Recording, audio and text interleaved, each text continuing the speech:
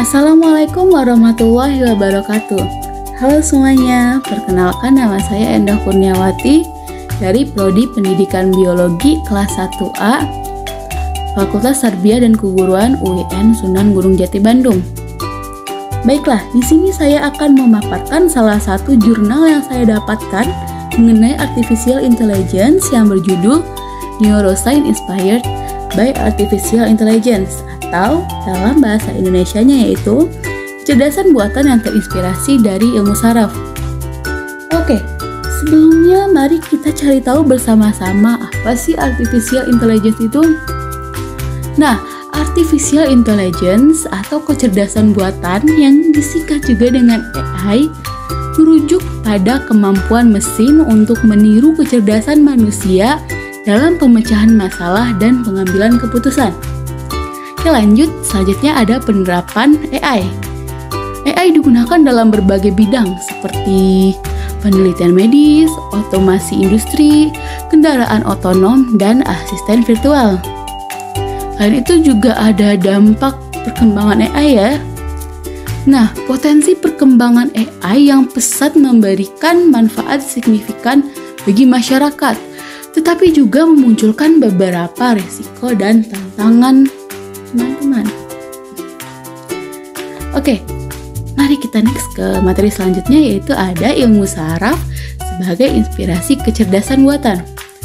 Nah, prinsip dasar dari ilmu saraf sebagai inspirasi kecerdasan buatan itu yaitu ilmu saraf mencoba memahami bagian otak manusia bekerja dan mengembangkan model matematika yang mereplikasi proses-proses ini. Oke, selanjutnya ada Brain Inspired Computing. Nah, AI terinspirasi ilmu saraf mencoba mengaplikasikan prinsip-prinsip ilmu saraf dalam pengembangan algoritma dan arsitektur komputasi.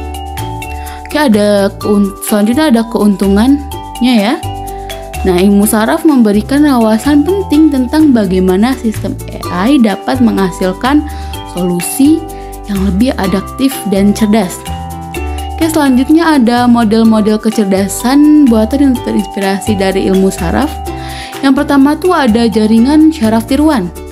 Model pertama yang terinspirasi dari saraf manusia dengan kemampuan untuk belajar dan mengendalikan pola dari data masukan. Oke, selanjutnya ada model perhatian ya di sini. Model yang memperoleh informasi secara selektif dari input untuk meningkatkan kinerja tugas tertentu dan pemrosesan data. Oke, yang ketiga ada generatif model. Model yang mampu menghasilkan data baru yang mirip dengan data pelatihan, seperti model jaringan generatif lawan atau GAN. Selanjutnya ada penerapan ilmu saraf dalam AI yang sering kita jumpai dalam kehidupan sehari-hari mungkin ya guys. Yang pertama tuh ada kendaraan otonom. Ilmu saraf digunakan untuk mengembangkan algoritma yang memungkinkan mobil melakukan tugas berkendara tanpa adanya pengemudi manusia. Wah, canggih banget ya. Oke, selanjutnya ada penelitian medis. Nah, metode ilmu saraf telah membantu dalam peningkatan diagnosis penyakit dan penemuan pengobatan melalui analisis dan data medis. Oke, lanjut. Selanjutnya ada robotika dan protestik, yaitu ilmu saraf telah digunakan untuk mengembangkan tangan robotik dan anggota tubuh protestik yang dapat dioperasikan menggunakan sinyal otak.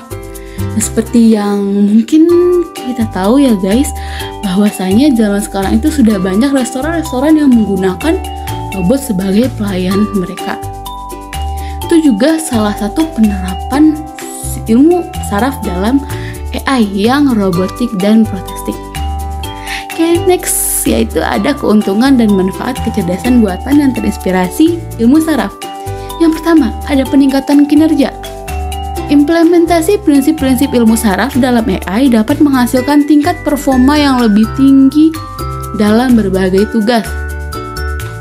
Oke, yang kedua ada pengenalan pola kompleks. AI yang terinspirasi ilmu saraf dapat mempelajari pola dan hubungan yang kompleks dalam data yang mungkin tidak dapat didefinisikan oleh manusia. Oke, yang ketiga tuh ada penyelesaian masalah yang adaptif. AI dengan basis ilmu saraf dapat menyesuaikan diri dengan tugas baru dan memecahkan masalah yang sebelumnya tidak kita kenal. Oke, yang keempat ada penghematan waktu dan sumber daya. Nah, penerapan AI yang terinspirasi ilmu saraf dapat mengoptimalkan proses dan mengurangi penggunaan sumber daya manusia yang berlebihan. Oke, selanjutnya ada tantangan dalam pengembangan kecerdasan buatan dan terinspirasi dari ilmu saraf. Selain yang sudah saya jelaskan di atas tadi, ternyata pengembangan kecerdasan buatan yang terinspirasi dalam ilmu saraf ini masih memiliki tantangan-tantangan di zaman kita yang sekarang ini. Yang pertama tuh ada kelemahan model. Nah, model AI yang terinspirasi ilmu saraf mungkin tidak selalu memiliki kinerja yang optimal dan rentan terhadap gangguan dan kesalahan. Nah, selain kelemahan model, ternyata juga ada keterbatasan komputasi. Pengembangan AI yang terinspirasi ilmu saraf sering memerlukan daya komputasi yang tinggi dan sumber daya yang cukup. Nah, sedangkan zaman sekarang ini juga masih terdapat keterbatasan komputasi. Oke, selanjutnya etika dan tanggung jawab. Penggunaan AI dalam kehidupan sehari-hari memunculkan pertanyaan etis tentang keamanan data, privasi, dan diskriminasi algoritma. Oke, selanjutnya tuh ada peran ilmu saraf dalam peningkatan sistem AI di berbagai bidang. Yang pertama tuh ada pemahaman dunia fisik. Nah, ilmu saraf dapat membantu peningkatan pemahaman sistem AI dengan dunia fisik melalui pengolahan data sensor dan pengenalan objek. Yang kedua tuh ada pembelajaran efisien. Prinsip-prinsip ilmu saraf digunakan untuk mengembangkan teknik pembelajaran mesin yang efisien dan adaptif. Yang ketiga ada pembelajaran transfer dan generalisasi.